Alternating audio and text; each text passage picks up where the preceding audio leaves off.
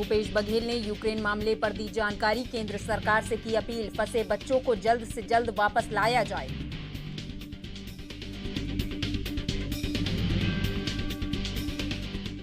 CM Bhupesh Baghel ने Ukraine से वापस आ रहे छात्रों के लिए किया ऐलान। कहा, छत्तीसगढ़ के विद्यार्थियों की वापसी का पूरा खर्च राज्य सरकार उठाएगी। राष्ट्रीय पल्स पोलियो अभियान किया आयोजित। सीएम शिवराज सिंह चौहान ने किया शुभारंभ। बच्चों को दी जा रही पोलियो की खुराक।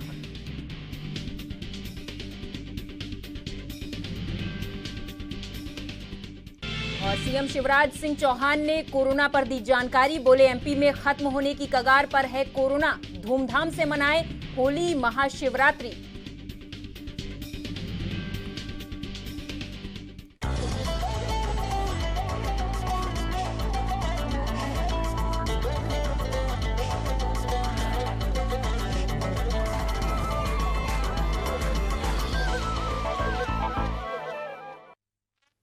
नमस्कार, आप देख रहे हैं एनबी न्यूज और मैं हूं आपके साथ प्रियंका तिवारी। शुरुआत करेंगे इस खास बुलेटिन की जिसका नाम है स्वर्णिम मध्य प्रदेश छत्तीसगढ़।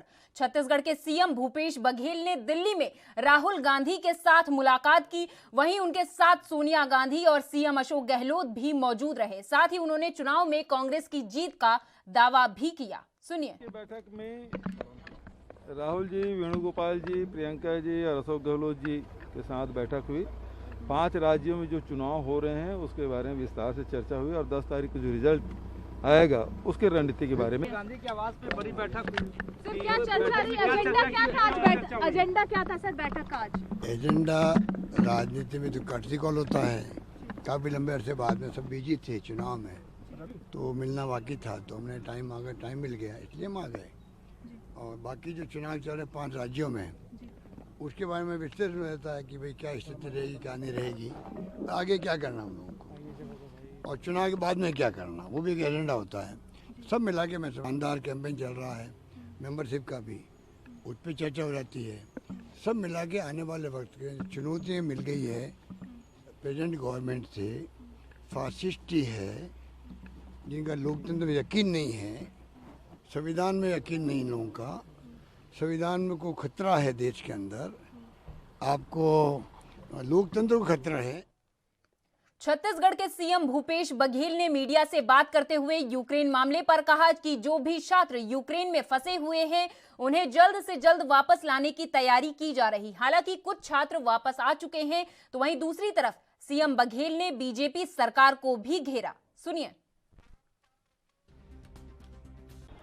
और दूसरे पार्ट में आप देखेंगे जेल जाने के बाद वो 13 बार माफ़ी मांगे हैं और वहाँ से निकलने के बाद कभी अंग्रेजों के खिलाफ एक शब्द नहीं कहा। और वही व्यक्ति है जो 2 राष्ट्र का प्रस्ताव उन्होंने रखा और उसका समर्थन मुस्लिम लीग ने किया। ये 1925 में किए और मुस्लिम लीग ने 1936 के आसपास किया। तो ये देश को बांटने वाला जो प्रस्ताव है सबसे पहले सावरकर ने किया। तो अब इसको समझना होगा, सावरकर को पूरा पढ़ ले, उसके बाद बात करें। ये जो हालात है, क्या वापसी को लेकर लोगों के पकड़ के लोग वहाँ पर हैं, कोई चर्चा हो पाई या कोई आ रहे हैं अभी? देखिए, कल मैं केंद्रीय विदेश मंत्री से बात मैंने की। हमारे छत्तीसगढ़ में फंसे हुए जो छात्र हैं उसे निकालने के लिए उनसे बात की और उन्होंने बताया कि जो इनके समझ में नहीं आने वाला है। जी, कल दिल्ली में बड़े नेताओं से मीटिंग है, उसके बाद मैं सीधा गोरखपुर जाऊंगा। आज ये है भाभा एटॉमिक रिसर्च सेंटर के वैज्ञानिक आए थे, जिसमें 2 प्रकार के एमओयू हुए। पहला, जिसमें गोबर से जो बिजली बनाने वाली जो यूनिट है वो हमको सप्लाई करेंगे। दूसरा, जो हमारे फल है, सब्जी है, वो ज़्यादा दिन तक प्रिजर्व रहे, उसका भी एमओयू किए हैं। जैसे मान लो आलू है, प्याज है, अंकुरित हो जाते हैं, उसके बाद उसकी कोई कीमत रह नहीं जाती, तो उसको विकिरण के माध्यम से उसे रोका जा सकता है। वो समझौता किया गया। तो यहाँ जितने भी अभी वो रिसर्च कर रहे हैं महुआ का फूल ज़्यादा दिन तक टिके, खराब मत हो, इमली ज़्यादा दिन तक के टिके, ताकि हमारे जो संग्राहक हैं उसको देखिए, भारतीय जनता पार्टी वालों को समझ ही नहीं आता। उनको बड़े जो 4-5 उद्योगपति हैं उन्हीं के विकास के बारे में समझ आता है, गांव के गरीब लोगों के और वहां से जुड़े हुए जो उद्योग उसके बारे में समझ नहीं आता। चाहे हम कोंडा गांव चल रहे, कोंडा नार के जो तिकुर का सेक है, यदि दंतेवाड़ा चल रहे हैं तो इमली कैंडी है, महुआ का पेय है, शरबत है, या महुआ का कुकीज़ है, ये उनको दिखाई नहीं देगा। हम लगातार वैल्यू एडिशन कर रहे हैं, चाहे माइनर प्रोडक्ट प्रोड्यूस का भी हो, चाहे वो फलों का हो, चाहे वो चावल का हो। यदि आप गोरेला पेंटा मरवाही में चल रहे, वहाँ ढेकी की चावल सप्लाई नहीं कर पा रहे हैं, सूरजपुर में जमा फूल के चावल है उसको सप्लाई नहीं कर पा रहे हैं, कोदो कुटकी इसके शासन में काल में कभी बिकता नहीं था, ना देश में उसका समर्थन मूल्य हमने न केवल समर्थन मूल्य घोषित किया बल्कि उससे उपार्जन भी कर रहे हैं और उसके प्रोसेसिंग यूनिट भी लगाए हैं। तो ये लगातार ग्रामीण क्षेत्र के अर्थव्यवस्था बदलने वाली। छत्तीसगढ़ के सीएम भूपेश बघेल ने यूक्रेन मामले पर केंद्र सरकार से अपील की कि जल्द से जल्द यूक्रेन में फंसे लोगों को वापस लाया जाए। सुनिए। बच्चे ये तो सुरक्षित आए हैं और ये हंगरी के बॉर्डर यूनिवर्सिटी में पढ़ रहे थे, लेकिन वहाँ जो खार्की और कीव में जो बच्चे फंसे हैं उनको बहुत परेशानी है, क्योंकि लगातार बमबारी भी हो रही है, आक्रमण हो रहे हैं और उसके कारण से बंकर में भी रहना पड़ रहा है, भोजन के भी लाले पड़ रहे हैं और ट्रांसपोर्टेशन की समस्या तो है ही। जो बच्चों से बातचीत करने के बाद जो बातें सामने आई हैं, एक तो भारत सरकार से मैं ये कहना चाहूँगा कि जो वहाँ फंसे बच्चे उसको बॉर्डर तक के जल्दी से जल्दी उनको पहुँचाने की व्यवस्था करें। दूसरी बात यह है कि केवल एक फ्लाइट ही जा रही है, उस फ्लाइट की संख्या बढ़ाई जानी चाहिए, जिससे तेज़ी से हम अपने बच्चों को यहाँ ला सकें। सर, क्या कुछ विलम्ब हुआ सर? जैसे ये तो बहुत दिनों से पुतिन भी के लिए बोल रहे थे, तो क्या एडवाइजरी पहले जारी कर देना चाहिए था और बच्चों को पहले इवैक्यूएट कर लेते? एयर इंडिया के प्लेन जाती थी और जो फ्लाइट 24,000-25,000 रुपये मिल जाता था, अब वो बढ़ के आपदा में अवसर के रूप में उन्होंने मतलब 60,000 से लेके 78,000-80,000 तक कर दिया। यदि वो कम में उतना ही रहता जो रेगुलर फ्लाइट के समय जो लगता है, यदि वही रेट होता तो बहुत सारे बच्चे अपने घर में रहते। तो वहीं सीएम भूपेश बघेल ने कहा कि यूक्रेन के विभिन्न शहरों से आ रहे छत्तीसगढ़ के विद्यार्थियों की वापसी का पूरा खर्च राज्य सरकार उठाएगी। मुख्यमंत्री भूपेश बघेल ने शनिवार देर रात इसकी घोषणा की। मुख्यमंत्री ने कहा कि यूक्रेन से अपने निजी खर्च से छत्तीसगढ़ लौटने वाले छात्रों और नागरिकों के खर्च का वहन छत्तीसगढ़ सरकार करेगी। मुख्यमंत्री ने यूक्रेन से आ रहे विद्यार्थियों और दूसरे नागरिकों की छत्तीसगढ़ तक आने के लिए सभी आवश्यक इंतजाम करने के निर्देश दे दिए हैं। इसके लिए अधिकारी दिल्ली और मुंबई हवाई अड्डों पर ही इंतजाम करने की तैयारी में हैं।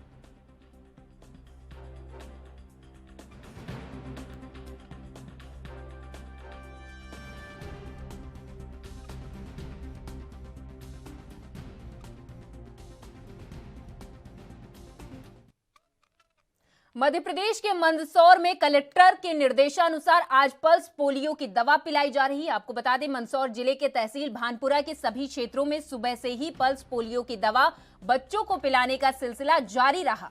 इस दौरान तहसीलदार भानपुरा नागेश पवार ने क्षेत्र के पल्स पोलियो केंद्रों का निरीक्षण किया।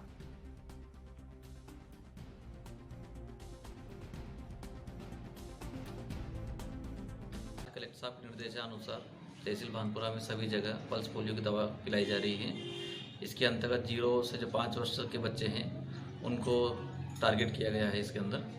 और आज सुबह से हम लोग जो है 4-5 जगह निरीक्षण किया है। शासकीय चिकित्सालय भानपुरा, दूधाखेड़ी माताजी, कुकरेश्वरा, नीमथुर, बाबुलदा। एमपी के सीएम शिवराज सिंह चौहान ने सपा पर हमला बोलते हुए कहा कि पहले माफियाओं का राज होता था, लेकिन जब से योगी जी सरकार आई है तब से सभी माफिया जेल के अंदर बंद हैं। साथ ही उन्होंने और क्या कुछ कहा वो सुनाते हैं आपको। पहले अखिलेश के राज में उत्तर प्रदेश में खिलखिलाते थे, अब जेलों में बिलबिला रहे हैं जेलों में, और सोच रहे हैं कि कहीं सपा की सरकार आई तब हमारा दांव लगेगा। यहां भी मुझे कहा तो कोई डरा रहा है। मैं साफ कहना चाहता हूं, भारतीय जनता पार्टी जनता की रक्षा का काम करती है। सज्जनों के लिए हम फूल से ज्यादा कोमल है, लेकिन दुष्टों के लिए वज्र से ज्यादा कठोर है भारतीय जनता पार्टी। अगर आम जनता की तरफ हाथ उठा तो 10 मार्च के बाद गद्दा खोल के गाड़ के बुलडोजर चला देंगे, चिंता मत करना। ये गुंडागर्दी नहीं। अगर उत्तर प्रदेश का शानदार विकास हुआ है तो भारतीय जनता पार्टी के राज में हुआ है। अब कहते हैं उनके परिवार के लोग सपा के, ये बाबा को योगी को सत्ता से क्या लेने देना है, इनको काय कला लेते हैं। यूक्रेन और रूस का विवाद थमने का नाम नहीं ले रहा। यूक्रेन की सेना कीवी की सड़कों पर पहुंच चुकी है। ऐसे में यूक्रेन के हालात और भी ज्यादा गंभीर होते जा रहे, लेकिन वहां पर भारतीय छात्रों की हालत इससे भी ज्यादा गंभीर बनी हुई। उज्जैन जिले के भी कई छात्र छात्राएं वहां पर फंसे हुए हैं, जिसको लेकर लगातार अपडेट मिल रहे। उज्जैन जिले के ही कम से कम 30 बच्चों के फंसे होने की सूचनाएं मिल रही हैं। मिली जानकारी के अनुसार उज्जैन के 15, उन्हेल के 2 और तराना का 1 छात्र शामिल है।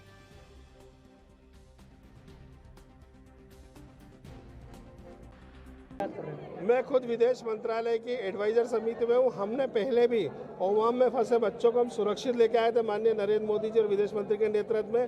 तालिबान से भी हम लेके आए हैं।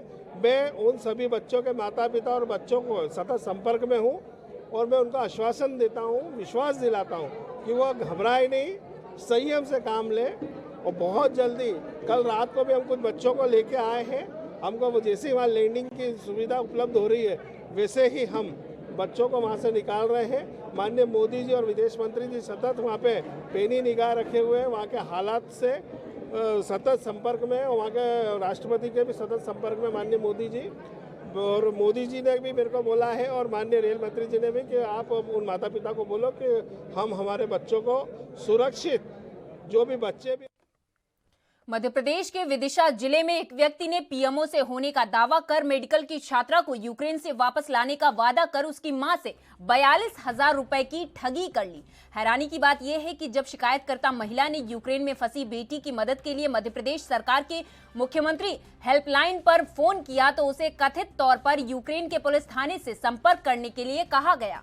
महिला वैशाली विल्सन ने कोतवाली पुलिस थाने में शिकायत दर्ज कराई है। संवेदनशीलता की बात वहीं खत्म हो जाती कि उनको इस यूक्रेन के बारे में कुछ पता ही नहीं है। वहाँ जो भी मैडम बैठी थी उन्होंने यही बोला कि यूक्रेन के थाने में कंप्लेन करो जाके। अगर एमपी का मामला है तो हम यहाँ पे सुलझा सकते हैं, अगर आपको कोई खसरा खतौनी ये सब चीज़ है तो यहाँ हो जाएगा, लेकिन अगर यूक्रेन का मामला तो आप वहाँ के थाने में चले जाओ। वो यही नहीं समझ पा रहे थे कि अभी इस मामले की sir CM helpline, PM helpline सब पे कॉल किया, लेकिन कहीं से कोई सेटिस्फैक्टरी जवाब अभी नहीं मिला है। सारी फ्लाइट्स को भी चेक किया तो सारी फ्लाइट्स जो आ रही है, जो अगर सरकार ने भेजी भी, वो सारी बुकड हो चुकी हैं और उनके जो रेट्स हैं वो इतने ज़्यादा है। पहले जो चीज़ 20,000 में होती है वो भी 60-80 तक जा रही है, 1 लाख तक जा रही है, तो इतना अफोर्ड नहीं कर पा रहे, ये भी चिंता का विषय। और यहाँ रुकेंगे एक छोटे से ब्रेक के लिए, आप कहीं मत जाइए।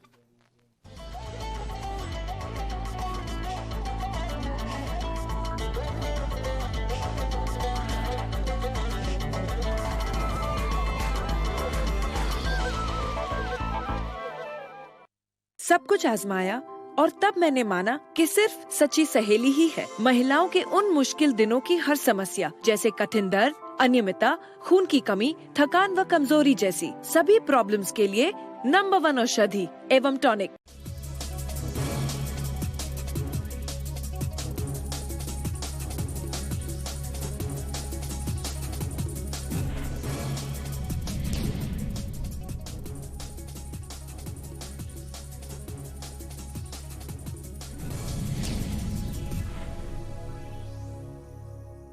This program is co-sponsored by रूप मंत्रा आयुर्वेदिक फेस वॉश। ये कोई कॉस्मेटिक नहीं, आयुर्वेदिक औषधि है। पेट सफा पहली रात से ही असर दिखाता है और इसकी आदत भी नहीं पड़ती। पेट सफा हर रोग दफा। सच्ची सहेली, महिलाओं के लिए सबसे भरोसेमंद औषधि एवं टॉनिक।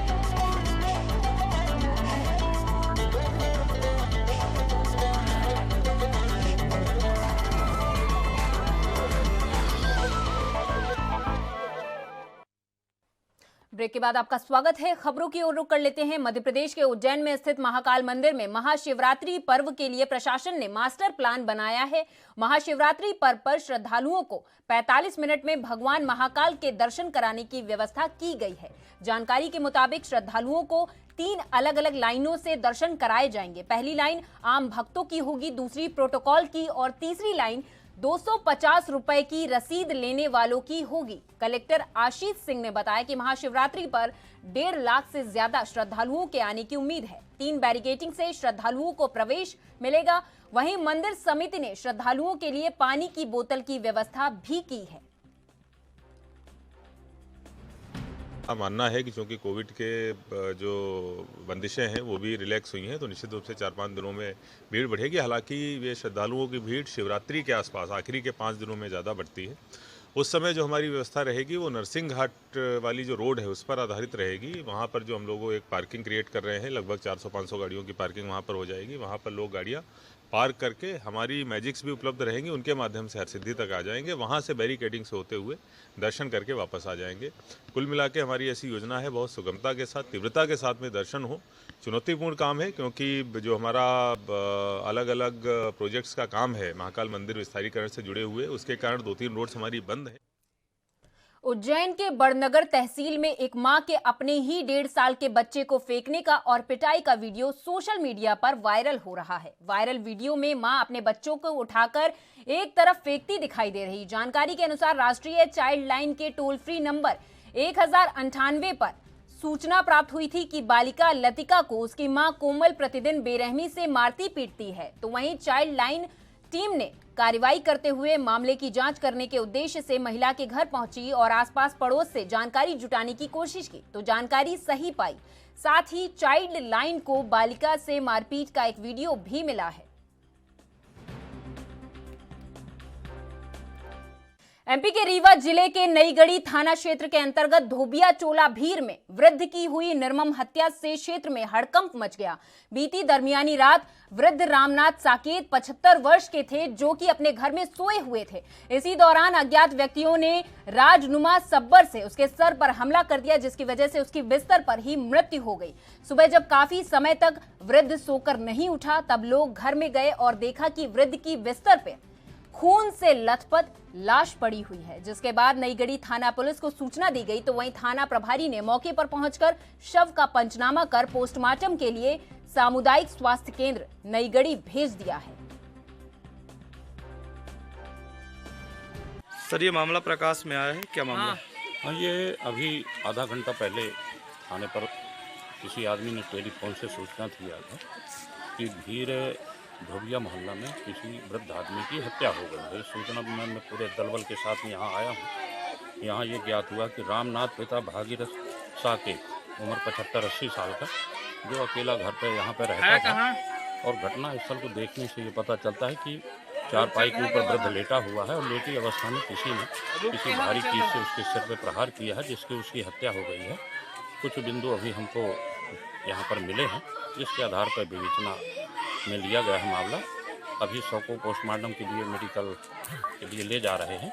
आगे जो भी होगी वैधानिक कार्रवाई सुनिश्चित की जाएगी। मृतक की उम्र लगभग कितने साल होगी? 75-80 साल अभी बताया है।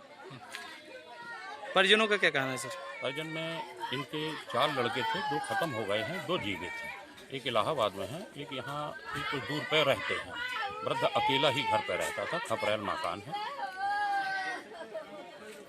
सवेरे 9 बजे हमारे लगे राजेश साकेत जो तो मेरे लगे फोन लगाए थे कि जो बाबा खत्म हो गई। कैसे इनकी मृत्यु हुई?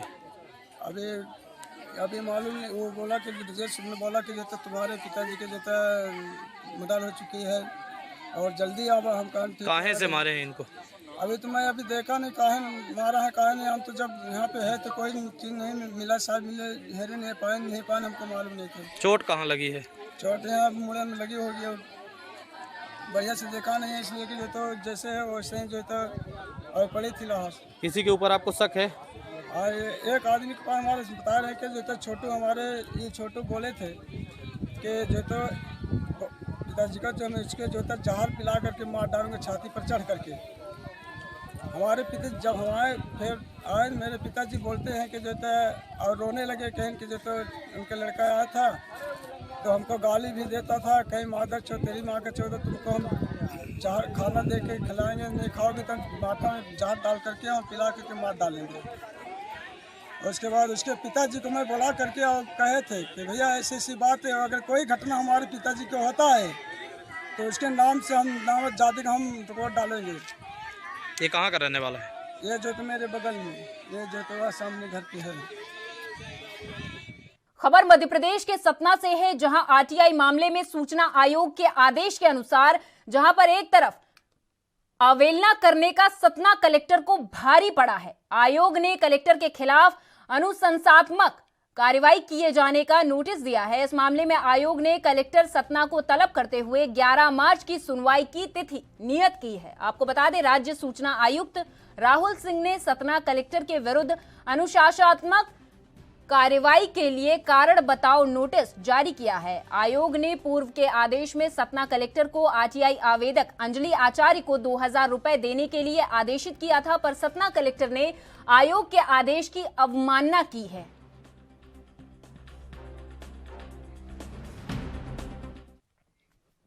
और मेरे साथ इस खास पेशकश में बस इतना ही। आप देखते रहिए एनबी न्यूज। नमस्कार।